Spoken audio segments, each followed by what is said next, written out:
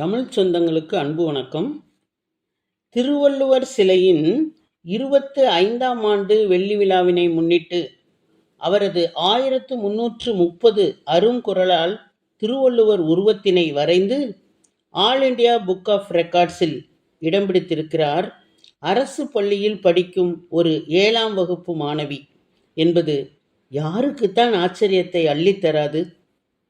12 வயதே நிரம்பிய அந்த சிங்கப்பெண் தனது விடுமுறை நாளில் வான்புகழ் கொண்ட தமிழ்நாட்டின் வள்ளுவ பெருந்தகையை அவர் இயற்றிய திருக்குறளை பயன்படுத்தியே உருவப்படத்தை வரைந்த சூட்சுமத்தை அறிந்து கொள்ள உங்களை உற்சாகமாக அழைக்கிறது மௌனத்தின் சப்தங்கள்.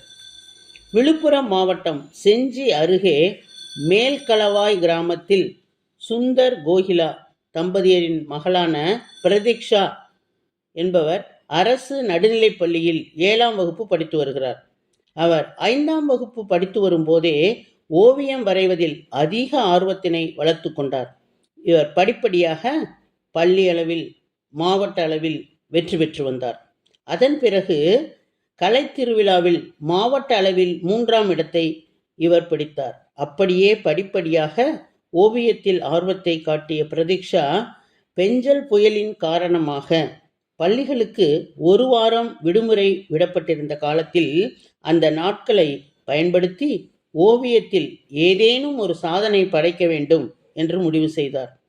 அப்போது திருவள்ளுவரின் 25ஆம் ஆண்டு வெள்ளி விழாவை முன்னிட்டு 1330 அருங்குறள்களை எழுதி வரலாற்றில் வள்ளுவரின் உருவத்தை வரைந்து சாதனை படைத்துள்ளார். இந்த சாதனையானது all India book of records என்பதில் இடம் பிடித்திருக்கிறது. இந்த ஓவியத்தை வரைய இவர் 5 நாட்கள் எடுத்துக்கொண்டதாகவும் ஒரு நாளைக்கு குறைந்தபட்சம் 4 மணி நேரம் இதற்காக செலவு செய்ததாகவும் தெரிவித்திருக்கிறார். இந்த ஓவியத்தினை வரைந்த மாணவியை பள்ளி தலைமை ஆசிரியர், இதர ஆசிரியர்கள் மற்றும் பள்ளி மாணவர்கள் அனைவரும் வெகுவாக பாராட்டியிருக்கிறார்கள். அது மட்டும் அல்லாமல் பிரதீக்ஷாவின் பெற்றோரை அழைத்து வந்து பள்ளியின் சார்பாக சிறப்பு செய்திருக்கிறார்கள்.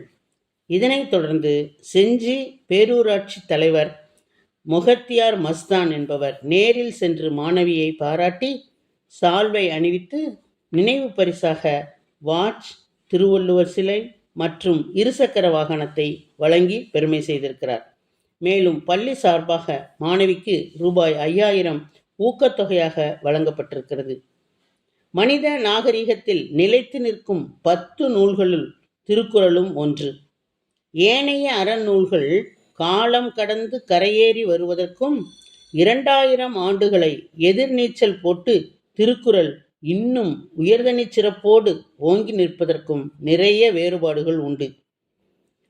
உலக அறிவின் உயரத்தில் ஓர் ஆதி இனத்தின் அடையாளமாக திகழ்வது நமது முப்பால் ஆசான் வள்ளுவரின் மூளைச்சாராய் விளங்கக்கூடிய திருக்குறள்தான்.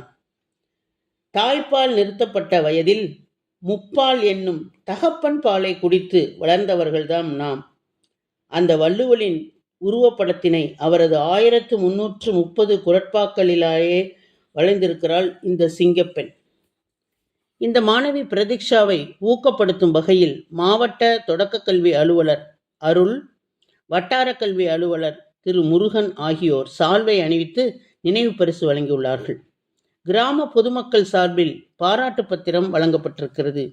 ஆட்டோ ஓட்டுநர் சங்கம் சார்பில் சால்வை அணிவித்து நினைவு பரிசு வழங்கப்பட்டிருக்கிறது. இந்நிகழ்ச்சிகளில் தலைமை ஆசிரியர் பாஸ்கரன் அவர்கள், ஆசிரியர் மற்றும் சமூக ஆர்வலர்கள் உடனிருந்திருக்கிறார்கள். திருக்குறளில் எந்த மதம் குறித்த பெயரையும் குறிப்பிடப்படாமைதான் அதனுடைய உயர்தனி சிறப்பிற்கு மிக பெரும் அடையாளமாக விளங்குகிறது. தமிழ்நாடு அரசு திருவள்ளுவருக்கும் திருக்குறளுக்கும் எப்போதும் முக்கியத்துவம் அளித்து வருகிறது. பேருந்துகளில் திருக்குறளை இடம்பெறச் செய்தல் உள்ளிட்ட நடவடிக்கைகள் எடுக்கப்பட்டு வருகின்றன.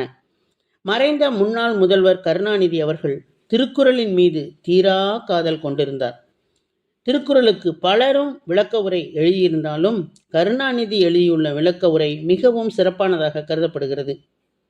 ஆளும் வேலும் பல்லுக்குறுதி, நாளும் இரண்டும் சொல்லுக்குறுதி என்னும் கூற்றில் நாளும் இரண்டும் என்பது நாலடியாரையும் திருக்குறளையுமே குறிக்கிறது என்பதை நாம் அறிவோம்.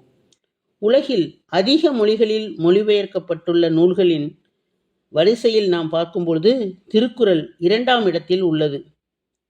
முக்கடலும் சங்கமிக்கும் குமரி முனையில் வான்புகழ் வள்ளுவன் சிலையினை வானுயர அமைத்துள்ள நாம் 2000 ஆண்டுகளுக்கு பின்பான நவயுக நிதி தாக்கலின் போதும் இயற்றலும் ஈட்டலும் காத்தலும் காத்த வகுத்தலும் வல்லது அரசு என்ற வள்ளுவனின் குரலோடு தாக்கல் செய்யப்படுவதே காலம் கடந்து வாழும் வள்ளுவத்தின் வரலாற்றுக்கு மிகப்பெரிய சான்றாக விளங்குகிறது. அப்படிப்பட்ட வள்ளுவரை தனது 12 வயதிலேயே திருக்குறளால் வரைந்துள்ள பிரதீக்ஷாவிற்கு நம்முடைய பாராட்டுகளையும் வாழ்த்துகளையும் தெரிவித்துக் கொண்டு உம்மிடமிருந்து விடைபெறுவது உங்களுடைய அன்பு தோழி கீதா.